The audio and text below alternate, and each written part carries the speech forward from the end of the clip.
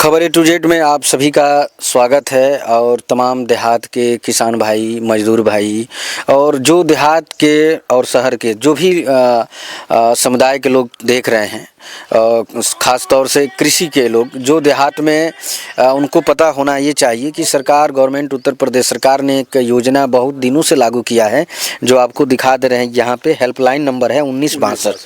ये 1962 अधिकतर लोग को नहीं पता है कि गांव में ऐसी संस्था चलती है जो पशु रखते हैं, चाहे वो बकरी रखे हो, चाहे वो गाय भैंस रखे हो, चाहे मतलब जो पशु के रूप में रखे हों, बैल रखे हों। हाँ, तो उन लोगों के सेवा में तत्पर के लिए गवर्नमेंट उत्तर प्रदेश सरकार ने ये सेवा दी है कि उनके इलाज के लिए आप कहीं भी हैं अपने लोकल क्षेत्र में और इस नंबर पे आप कॉल करेंगे और अपनी उस जानकारी जो अधिकारीगण उठाएंगे उन पे आप लोग साझा करेंगे तो वो आपको लगभग कैसे आना होता है, किस तरह का रिक्वायरमेंट होता है, ये यहाँ मौजूद हैं, डॉक्टर साहब मौजूद हैं। मैं चूँकि इस गाँव में आया हूँ और देखा कि यहाँ पे डॉक्टर लोग मौजूद थे, तो ये सब साझा जानकारी करने के लिए जनता के हित में और समाज में ये जानकारी जनहित तक जाए, इसके लिए मैं आप लोगों को ये वीडियो और न्यूज़ के माध्यम से आपको जानकारी साझा कर रहा हूँ। डॉक्टर साहब अपना परिचय बताएं। मेरा नाम डॉक्टर वेंकटेश्वर सिंह है जी। सलेमपुर एम्बुलेंस पे हम कार्यरत हैं 1962 में जी। और इसमें सबसे गरीबों के लिए सबसे अच्छी सुविधा ये गवर्नमेंट ने लॉन्च किया है जी। और इस पे हमको फ़ोन करना रहता है 1962 पे और इस पे फ़ोन करने के बाद तत्काल उनका नाम पता नोट होता है और जो भी जानवर होता है उसकी दिक्कतें पूछी जाती हैं। उसके बाद हमारे पास मैसेज आ जाता है, उसके बाद हम तुरंत उनके पास फ़ोन करके पहुंच जाते हैं। तो और डॉक्टर साहब इनके बारे में ये बताइए कि कौन पशु के कौन से हालातों में आप लोग तुरंत रिकवर किया जाता है, कौन से हालातों में किसान अगर फ़ोन करे तो उसका उपचार आप तक अवेलेबल होता है? जी, इसमें तो लगभग तुरंत किसान फ़ोन करता है तो हम लोग कोशिश करते हैं कि तत्काल उनको तुरंत से जितना जल्दी से जल्दी हो सके उतना तुरंत उनको राहत पहुंचाया जाए।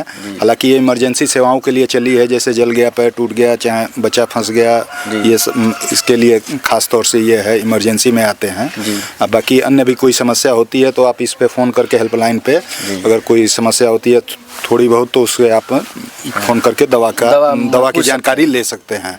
हाँ, बाकी अगर उस कंडीशन में दिखाने की कंडीशन में होता है तो आके हम लोग खुद जाके वहाँ देखते हैं और दवाएं निःशुल्क दी जाती हैं। ये जानकारी मैं आपसे जानकारी लेना चाहूँगा कि कुछ ऐसे आवारा पशु होते हैं जिनकी कोई ना कोई सड़क दुर्घटना हो जाती है। इस स्थिति में अगर कोई बुद्धिजीवी इंसान अगर फ़ोन करके आप लोगों को कॉल करता है कि ये आवारा लवारिस पड़ा है, इसके लिए है व्यवस्था? जी, उसमें भी हम लोग जाते हैं, उसमें भी तत्काल उसमें भी हम लोग पहुंचते हैं जी। उनके लिए भी ट्रीटमेंट किया जाता है, ट्रीटमेंट किया जाता है। हाँ, ये जो एम्बुलेंस की व्यवस्था है अंदर, इसमें कोई पशु की ऐसी घटनाएं हो जाती हैं जैसे कील उल धंस जाता है कभी खाने होने में, जिसका अल्ट्रासाउंड एक्सरा नहीं होते, जो फैजाबाद में अवेलेबल है। हमने इसकी चीज़ को सर्च किया था, एक बार देखा था, तो क्या ये सब व्यवस्था इधर भी अपने यहाँ अवेलेबल है? नहीं, अभी इसके लिए अपने ज़िले पे वो अभी लैब तैयार हो रहे हैं। अच्छा, तैयार हो रहे हैं। हो सकता है इसमें आगे भविष्य में ये।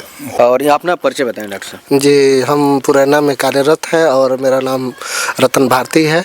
और सबसे पहले तो आप लोग आए हैं और आप लोग का बहुत बहुत धन्यवाद साधुवाद करते हुए, और हमारे बीच में सर हैं और इनको भी धन्यवाद, और डॉक्टर साहब आए हैं इनको भी मेरा बहुत बहुत धन्यवाद। और उसके बाद जैसे हम अपने पुरैना में हमारे यहाँ पशु अस्पताल है और हमारे यहाँ जो भी सेवा होता है पशुओं के लिए मैं तत्पर रहता हूँ, और ग्रामीण लोग हैं, किसान लोग हैं, जो भी सेवा लेने के लिए बोलते हैं, चाहे अस्पताल पर लाते हैं, हम सेवा देते हैं। बाकी अब आप सर मैं आपसे एक जानकारी लेना चाहूँगा कि जब ठंडी पूरा पड़ रही है इस समय, तमाम जो गरीब जिनकी गाय बोली जाती है बकरी, तमाम ऐसे पेट झड़ते हैं और ठंड से वजह से मर जाती हैं। तो इनके लिए बचाव के लिए क्या होगा, जो गरीब किसान देख रहे हैं? जी, तो इनके लिए टीकाकरण होता है। जी, टीकाकरण कैसे होता है, उपलब्ध होता है? जी, तो जैसे हमारे सलेमपुर अस्पताल है वहाँ से टीकाकरण हमको उपलब्ध होता है, और जैसे ये टीकाकरण उपलब्ध होता है मैं गाँव में जाकर पशुओं का टीकाकरण करने का काम करता हूँ। अच्छा, तो टीका से लाभ क्या होता है? टीका से लाभ यही होता है कि पशु बीमारी से बच जाते हैं, ग्रसित नहीं होता। तो ऐसे बकरी गाय भैंस सबके लिए होता है? जी, अभी लंपी चला था। लंपी बहुत भयानक बीमारी चली थी, तो मात्र अभी 2 महीना 3 महीना पहले जी, बारिश जैसे जी, हाँ। शुरुआत थी तभी तो बहुत तेज हुआ था, जी। पूरे देश में छाया हुआ था लंपी जी, बीमारी। तो जैसे लंपी में ये था कि टीकाकरण जैसे हुआ, जिनका हो गया था वो बचाव हो गया। और जैसे जो पशु ग्रसित हो गया था लंपी से, तो वो पशु को साइड न बांध के अपने किसान भाइयों को मैं ये कहना चाहूँगा कि जिसको हो गया उसको कहीं सुरक्षित जगह उसको जाल में, हाँ, वायरस फैलेना। लेकिन कई लोग ऐसे थे कि एक ही जगह बांधते थे और उसके वजह से पूरे पशुओं में फैल जाता। यानी कुल मिला के डॉक्टर साहब जानकारी आपके माध्यम से साझा ये है कि कोई भी बीमारी अगर नए आ रही है पशु के लिए तो उससे उस पशु की दूरी बना दीजिए जी, और डॉक्टर से तुरंत सलाह लें कि ऐसी सी घटना हो रही है, ऐसी कुछ देखने को संदेश हो रहा है जिससे एक दूसरे को फंगस ना फैले। ये सब साझा जानकारी जो भी पशु रख रहे हैं वो संज्ञान में रखें इस चीज को। और बाकी जो समय गवर्नमेंट द्वारा जो टीका लगते हैं वो सरकार लगा रही है। आप लोग नजदीकी जो भी आपका स्वास्थ्य केंद्र है, हॉस्पिटल है पशु का, वहाँ पे जाइए। जो भी समस्या हो रही है, जो टीका लग रहे हैं साल में 2-3 बार तो लगते ही होंगे, बरसात में काफी लगती है और फिर ठंड में भी शायद लगती है, एक खुरपक्का मुंहपक्का। तो अब वो तो समय लगता है, वो समय तो अभी आया नहीं है, नहीं अभी नहीं, वो तो फरवरी और मार्च में आता है, मार्च अप्रैल तक आएगा, अप्रैल तक आता है। तो ये सब साझा जानकारी आप लोगों को इसलिए बताया जा रहा है कि जो भी किसान जो भी पशु रखते हैं, चाहे बकरी भेड़ चाहे बैल गाय जो भी रखते हैं, ये सब साझा जानकारी जरूर रखें और काफी लोगों तक शेयर करें कि आप नजदीकी स्वास्थ्य केंद्र पे पशु चिकित्सक जाए। क्या बता रहे हैं? एक चीज और है, मैं अपने किसान भाइयों से यही कहूँगा कि अपने पशु को अगर कुछ होता है तो प्राइवेट जो डॉक्टर साहब लोग हैं उनसे दवा इंजेक्शन करवा के ट्रीटमेंट करवा के, और जब गंभीर हो जाता है बीमारी तब पशु अस्पताल पे पहुंचते हैं लोग, और जब मान लीजिए पशु सीरियस ही हो जाती है तब पहुंचते हैं लोग और अपनी बात बताते हैं। और हम लोग जब जाते हैं तब तक रियर कंडीशन हो गया तब तक तो हम लोग यही उस कंडीशन में हम क्या सलाह देंगे? सलाह यही देंगे कि हम उसमें हाथ लगाने का मतलब कि हम फंस जाएंगे।